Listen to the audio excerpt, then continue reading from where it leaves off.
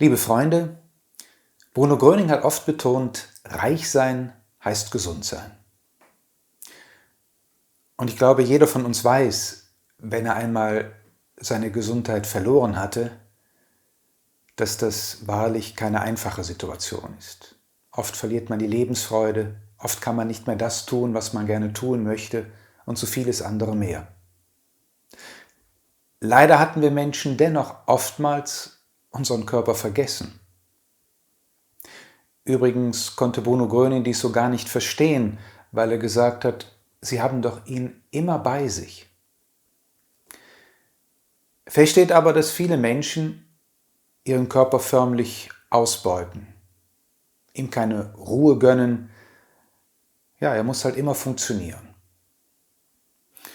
Zeichen, die darauf hinweisen, dass er nicht mehr kann, dass es ihm nicht mehr gut geht, diesem Werkzeugkörper, werden dann auch oftmals ignoriert. Der Körper meldet sich ja, wenn es ihm nicht gut geht. Letzten Endes ist ja eine Krankheit auch nur ein Endprodukt von etwas, was sich angesammelt hat. Naja, und dann ist natürlich die Not groß, wenn man aus der Balance geraten ist. Bruno Gröning würde sagen, wenn man aus der göttlichen Ordnung geraten ist.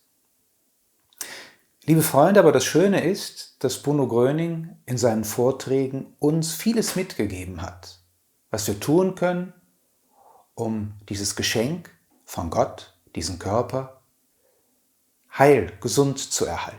Natürlich hat man nie eine Garantie, aber man kann vieles dazu beitragen. Gerade in einer Welt, die an vielen Stellen auf uns einwirkt, was dem Körper sowieso schon nicht gut tut. Also wäre es sinnvoll, wenn wir es selbst in die Hand nehmen und unserem Körper helfen. Und das A und O, das Wichtigste, hat Bruno Gröning uns so deutlich gesagt, ist, die göttliche Kraft in sich aufzunehmen. Und zwar nicht nur ab und zu, sondern regelmäßig. Das, liebe Freunde, hat natürlich mit Disziplin zu tun. Das hat damit zu tun, dass man sich auch wirklich Zeit nimmt. Leider, in den vielen Gesprächen, die ich führe, fällt mir oft auf, dass Freunde mir doch eher so vermitteln, mal so 5 Minuten, mal so 10 Minuten am Tag, wenn überhaupt. Und das war's. Bruno Gröning hat uns aber vieles erklärt. Zum Beispiel hat er gesagt, wenn Sie Wasser in einem Topf heiß machen wollen, dann dauert das ja auch eine gewisse Zeit, bis das Wasser kocht. Und so hat er das verglichen mit der Kraftaufnahme. Das heißt, wenn wir Kraft aufnehmen, bedarf es auch einer gewissen Zeit, bis das so richtig fließt, bis die Kraft so richtig wirken kann. Wie wenn das Wasser eben gekocht wird. Wenn man dann aber nach 5 Minuten wieder abbricht, man kommt im Grunde genommen noch gar nicht so richtig in diese Schwingung hinein, dann ist das so, als wäre das Wasser gerade mal lauwarm geworden und man bricht schon wieder ab. Naja, liebe Freunde, und das kann dazu führen, dass wir doch irgendwann kraftlos werden. Bruno Gröning hat es so schön erklärt. Er sagt, Sie sagen, Sie sind nervös. Ich sage Ihnen, Sie sind kraftlos geworden. Man kann das vergleichen sehr gut mit einer Geldbörse. Wenn man immer Geld ausgibt und kein Geld mehr aufnimmt, macht man Schulden. Und so in dieser Symbolik kann man das auch mit dem Körper sehen. Wenn wir immer Kraft ausgeben, aber keine Kraft mehr aufnehmen, nicht genügend Kraft aufnehmen, machen wir auch Schulden. Schulden unserem Körper gegenüber. Und darum, liebe Freunde, kann ich Bruno Gröning so gut verstehen, dass er uns immer wieder gesagt hat, dass diese Zeit sich der Mensch schon nehmen sollte, diese göttliche Kraft in sich aufzunehmen. Ich mache das seit vielen Jahren sehr regelmäßig und ich stelle auch immer wieder fest, je mehr, desto besser. Je mehr Kraft, desto ruhiger. Man sagt ja, in der Ruhe liegt die Kraft. Ich habe das umgedreht und sage oft, in der Kraft liegt die Ruhe. Wenn man voller Kraft ist man ruhiger. Wenn man voller Kraft ist, hat man auch mehr Freude. Man sieht alles klarer. Und wie gesagt, ganz wichtig, der Körper ist dadurch viel eher in der Balance.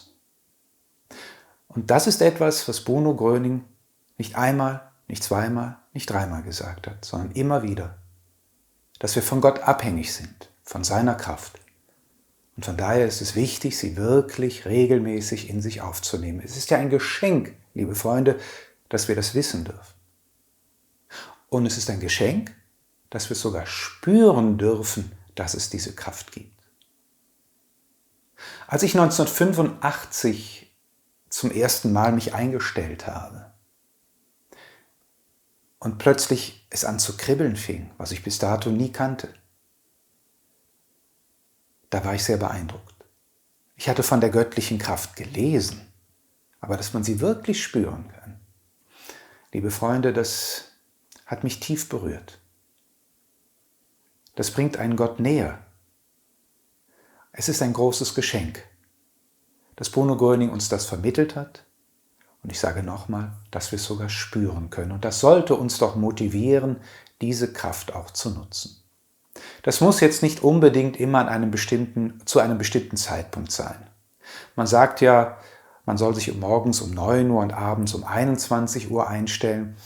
Aber liebe Freunde, das ist jetzt nicht von Bruno Gröning, ich sag mal, so angeordnet worden.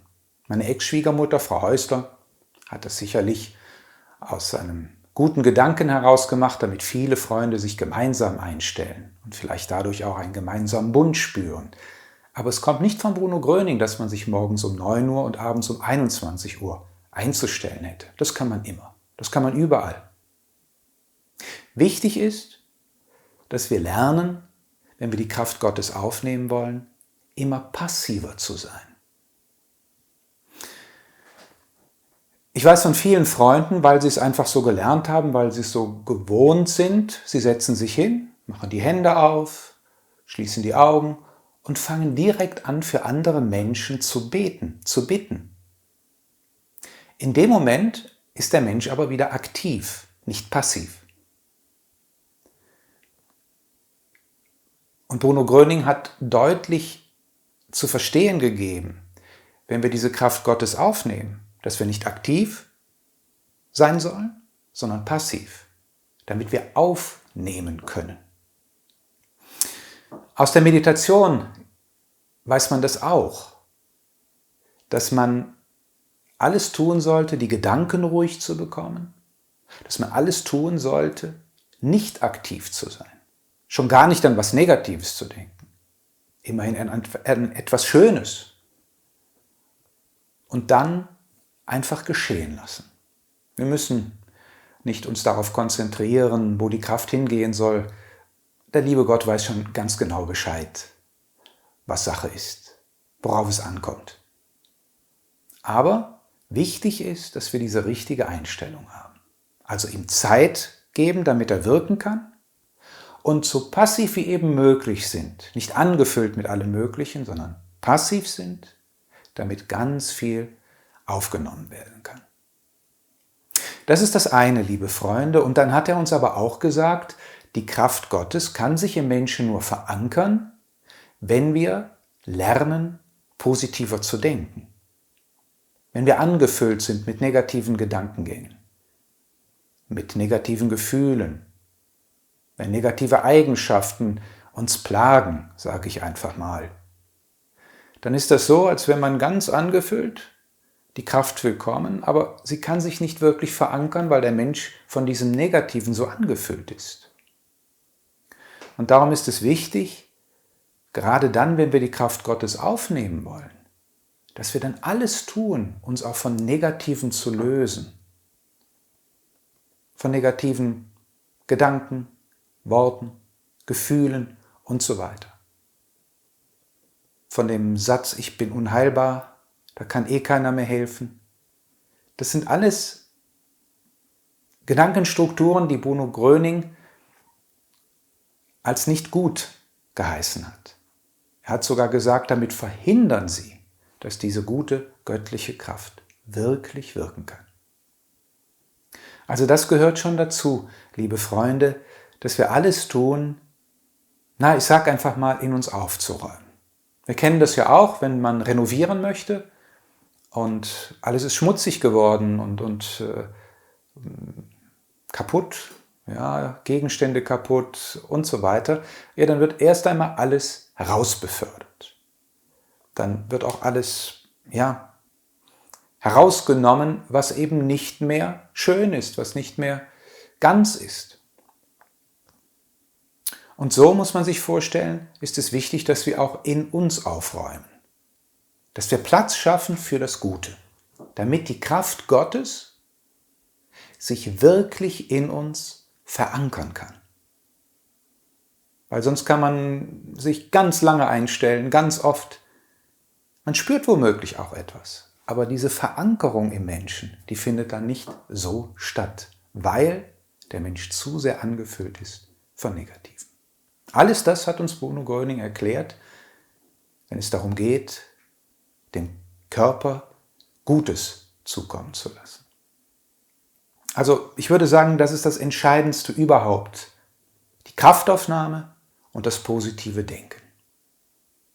Aber er hat noch mehr gesagt, liebe Freunde, und das ist so wunderbar, dass er seine Zeit so genutzt hat, uns vieles mit auf den Weg zu geben. Zum Beispiel, dass wir auch uns Zeit dafür nehmen sollen, in die Natur zu gehen. Die Natur ist Gott, hat er gesagt. Und leider ist es oft bei uns Menschen ja so, wir arbeiten viel, wir machen viel und vergessen, dass wir ja auch ein Geschöpf der Natur sind. Im Sommer geht es vielleicht dann noch einfacher, da ist man mal öfter im Garten oder draußen. Im Winter, im Herbst, dann ist es schon wieder anders. Dass man auch da bewusst sagt, ich muss einfach in diese Natur hinein. Ich bin ein Kind der Natur und ich suche die Natur auf, weil sie gibt uns eben auch Kraft. Sie schenkt uns auch so viel Gutes. Bruno Gröning hat einmal gesagt, wenn der Mensch wüsste, wie viel Kraft das Meer beinhaltet, dann würde er das ganz anders nutzen. Und jeder, der mal am Meer saß, auf diese Wellen geschaut hat, liebe Freunde, was für eine Kraft. Was da herüberkommt für uns Menschen. Also auch das ein eindeutiger Hinweis an uns, wirklich auch die Natur aufzusuchen. Er hat noch mehr gesagt und auch vorgelebt. Zum Beispiel Bewegung. Er hat ganz deutlich gesagt, der Mensch bewegt sich viel zu wenig. Und das hat er Zeitzeugen gesagt, die ich persönlich kennengelernt habe, die von sich aus glaubten, sie würden sich viel bewegen. Auch wieder ein Hinweis an uns. Er soll als junger Mann sehr viel Fahrrad gefahren sein, weite Strecken. Er hat übrigens das Fahrrad Drahtesel genannt. Weil ihm das wichtig war, diese Bewegung. Und wenn man Fotos sieht, wie gut gebaut, sagen wir Menschen, Bruno Gröning war, geht mir das nah, liebe Freunde. Also nochmal, er hat uns deutlich zu verstehen gegeben, dass wir uns bewegen sollen. Ja, man sagt ja auch, wer rastet, der rostet. Und wir haben ja nun mal die Glieder und die Muskeln, damit sie aktiv sind, damit wir sie nutzen und auch gut nutzen können. Ich erinnere mich gerade an eine Situation, ist schon viele Jahre her. Ich hatte zugenommen. Ich war auf Tournee und ein Tag ist dann normalerweise immer frei. Und mit meiner damaligen musikalischen Begleiterin sind wir ins Kino gegangen und dort lief eine ganz interessante Dokumentation über Aborigines. Also Naturvolk Aborigines, Australien. Ja, und dann war dort ein Herr, ich muss vielleicht noch erwähnen, ich saß da mit meinem Popcorn, wie der Mensch so ist, und habe mein Popcorn gegessen. Ist ja auch lecker. Und plötzlich sah ich diesen Herrn, Waschbrettbauch, kein Gramm Fett. Ja, ein wirklich man hatte doch eindeutig den Eindruck, ein vor Kraft strotzender Körper. Und dieser Herr war über 80. Ich aß mein Popcorn und dachte nur, ups. Ja, liebe Freunde, da muss man wach werden. Das sind so entscheidende Punkte zu sagen, der wird jetzt mein Vorbild. Dass ich mit 80, wenn es irgendwie geht, alles dazu tue, dass ich nicht aufquelle, dass ich mich nicht mehr bewegen kann oder sonst etwas. Von sich aus. Ich sage nochmal, man hat keine Garantie, aber von sich aus alles dazu tut, dass es möglich werden kann. Das ist ein Vorbild für mich geworden. Oder es gibt einen Inder, der hat mit 100 Jahren Marathon ist er gelaufen. Er hat zwar 6 Stunden oder 6,5 Stunden dafür gebraucht, aber mit 100 Jahren, liebe Freunde, er hat mit 70 Jahren begonnen, überhaupt zu joggen. Auch ein Vorbild für mich geworden.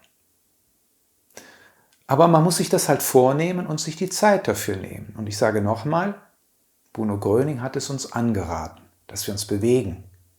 Der Mensch bewegt sich viel zu wenig. Naja, und dann noch ein Thema, worauf er auch hingewiesen hat. Ich kann es uns nicht ersparen, die Ernährung. Auch hier hat er deutliche Worte gefunden. Er hat gesagt, der Mensch isst viel zu viel. Ich habe gehört, dass Deutschland mittlerweile das dickste Volk Europas sein soll. Nun ja, das bringt so der Wohlstand ja oft mit sich. Aber auch da muss man dann aufpassen. Die Verführungen, die Versuchungen sind so groß um uns herum, dass man da auch eine gewisse Disziplin an den Tag legt und sagt, halt, tut mir das wirklich gut? Tut das meinem Körper wirklich gut, wenn ich davon und davon so viel esse? Auch dieses Mischen, was wir oft machen. Bruno Gröning war einmal mit einer Zeitzeugin unterwegs und ich weiß die Situation nicht mehr, auf jeden Fall standen sie vor einem Buffet in den 50er Jahren. Und die Zeitzeugin hat mir gesagt, naja, das war nicht wie man das heute hat. Also noch einfacher. Und da hat Bruno Gröning schon gesagt, bei all diesen verschiedenen Sachen, welcher Körper soll das vertragen? Auch ein Hinweis für uns, liebe Freunde, zu schauen, ob man nicht vielleicht weniger mischt. Ja, die berühmte Kartoffelsuppe, die Bruno Gröning gemacht hat, ganz schlicht und einfach. Sie soll sehr gut geschmeckt haben. Ich denke mir, er wollte uns damit auch etwas aufzeigen, dass wir da etwas vorsichtiger sind. Oder viel vorsichtiger sind. Ich mache das mittlerweile mit meiner lieben Frau, dass wir auch manchmal ganz einfach nur, ich sage jetzt mal einfach, ja, eine Gemüsesorte, vielleicht noch ein bisschen mit Öl und einfachen Sachen dazu. Und wir sind das andere gewohnt, aber man gewöhnt sich an alles. Man gewöhnt sich auch an solche Kost. Und ich merke immer wieder persönlich, das müssen Sie jetzt bitte nicht übernehmen, sehen Sie im Aussagen bloß nicht dogmatisch, aber für uns haben wir festgestellt, das tut gut. Ja. Also da auch einmal in sich gehen. Ob Bruno Gröning uns da nicht auch einen wertvollen, sehr wertvollen Tipp gegeben hat. Überhaupt das ganze Künstliche, liebe Freunde. Ich habe mal eine Kurve gesehen aus den 50er Jahren bis zum Jahre 1995, wie viel Zucker der Mensch mehr isst. War das 500, 600%? Ich weiß es heute nicht mehr. Und man kommt ja immer mehr darauf, dass der Körper wenig Zucker braucht, also jedenfalls nicht in diesen Unmengen, wie wir ihn zu uns nehmen. Auch da vielleicht mal in sich gehen und sagen, wo ist die Balance? Das Schöne ist ja, wir haben doch ein Gefühl. Wir können doch, auch wenn wir essen, einfach mal schauen, was tut mir gut, was tut mir nicht gut. Was gibt mir Kraft, wo werde ich sofort müde von und so weiter. Ich glaube, da hat Bruno Gröning uns viel mitgeben wollen. Und liebe Freunde, eines auch noch zum Essen. Das Wichtigste ist, davon bin ich fest überzeugt, die Liebe. Dass man mit Liebe kocht, dass man das ganze Gute dort hineingibt. Es ist so entscheidend, wie wir der Nahrung dort begegnen.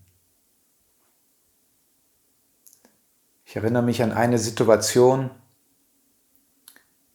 da war es so, dass ich habe Maissuppe immer sehr geliebt und meine Freundin hatte eine Maissuppe gemacht und sie schmeckte wunderbar, wirklich, wie immer. Aber danach wurde mir so komisch, so schlecht. Es war so, ich dachte, was ist denn los? Ja. Und dann fing sie an, über eine gewisse Person zu schimpfen. Dann habe ich nachher gefragt, hast du während des Kochens auch schon so innerlich geschimpft? Hat sie. Und das sind ja alles Schwingungen, liebe Freunde. Und das ist, ja, kann man sagen, in die Suppe hineingegangen. Ja. Wenn man überlegt, bei wie vielen oder in wie vielen Restaurants alles sehr hektisch gemacht wird. Naja, weil sie auch so unter Druck sind. Aber Schwingungen sind nun einmal Schwingungen und sie machen vor der Materie nicht Halt. Von daher wäre es umso klüger, wenn wir selber uns etwas zubereiten, dies dann mit viel Liebe und auch Ruhe zu tun. Dann noch ein Aspekt, den Bruno Gröning uns auch mitgegeben hat, dass wir die Natur auch nutzen sollen, um unseren Körper gesund heil zu erhalten. Meistens ist es ja bei Menschen so, erst dann, wenn er krank wird, dann schaut er, was kann ich tun, damit es dem Körper wieder besser geht. Es wäre ja viel klüger, wenn wir von allem Anfang an zum Beispiel Tees oder was auch immer nutzen würden, damit der Körper gestärkt wird, damit eine Krankheit womöglich erst gar nicht kommen muss. Das finde ich einfach wunderbar, denn in der Natur, Bruno Gröning hat ja gesagt, die Natur ist Gott, da hat Gott so viel Gutes hineingelegt für uns, so viel Wunderbares. Ja, warum nutzen wir das nicht öfter? Ich merke selber, meine Frau und ich, wir machen das wirklich, kann man sagen täglich, einen bestimmten Tee oder was auch immer zu nutzen. Und es tut dem Körper einfach gut, das merkt man dann. Ja? Bruno Gröning hat zum Beispiel gesagt, bei den meisten Menschen ist das Blut verseucht und dadurch entstehen auch viele Krankheiten. So hat er das erklärt. Und dann wäre ja gut, dass man schaut, gibt es Naturheilmittel, um das Blut zu reinigen? Gibt es. Und es gibt ja glücklicherweise auch Kräuterkundige und so weiter, die man dann auch fragen kann. Aber warum nicht selber sich damit beschäftigen? Warum immer nur mit dem Künstlichen beschäftigen? Warum nicht auch mit dem Natürlichen beschäftigen? Und das dann nutzen. Alles das ist etwas, was Bruno Gröning uns empfohlen hat. Die Natur ist die wahre Medizin, hat er gesagt. Ja, liebe Freunde, und von daher hoffe ich, dass wir alle die Lehre Bruno Grönings dahingehend ernster nehmen und unser Geschenk, so hat Bruno Gröning uns das erklärt, das große Geschenk, das wir von Gott erhalten haben, dieses Körperchen, alles dafür tun, dass es in Ordnung ist. Dass wir nicht immer erst dann reagieren, wenn die rote Lampe an ist und der Mensch ist krank, sondern dass wir vorher diesem Körperchen schon helfen. Ich sage nochmal, in einer Umgebung, wo es schon an vielen Stellen gar nicht so einfach war. Dass man sagt, aber dann werde ich von meiner Seite aufpassen. Dem Körper mehr Beachtung schenken. Und Bruno Gröning hat es so schön erklärt, wenn wir von jemandem was geschenkt bekommen, dann achten wir doch auch darauf, dass das erhalten bleibt. Man macht es sauber, man erfreut sich daran. Unser Körper, liebe Freunde, ist keine Selbstverständlichkeit. Es ist ein großes Geschenk von Gott für dieses eine Erdenleben. Und von daher sollten wir dieses Geschenk mehr beachten. Ich glaube, Gott freut sich darüber, wenn wir so handeln, dass wir sein Geschenk auch pflegen, ihm gut gegenüberstehen. Ja, liebe Freunde, das war das, was ich in kurzen Zügen Ihnen weitergeben wollte. Also dieses Thema, mehr dazu zu tun, dass wir den Körper in der Ordnung halten. Ich sage nochmal, wir haben keine Garantie, aber ich fühle mich innerlich verpflichtet, alleine schon aus der Dankbarkeit heraus, Gott gegenüber, dieses Körperchen nicht zu vergessen. Ich wünsche es uns allen, dass wir in diesem Sinne unseren Alltag gestalten und uns auch Zeit dafür nehmen. Alles Liebe, alles Gute.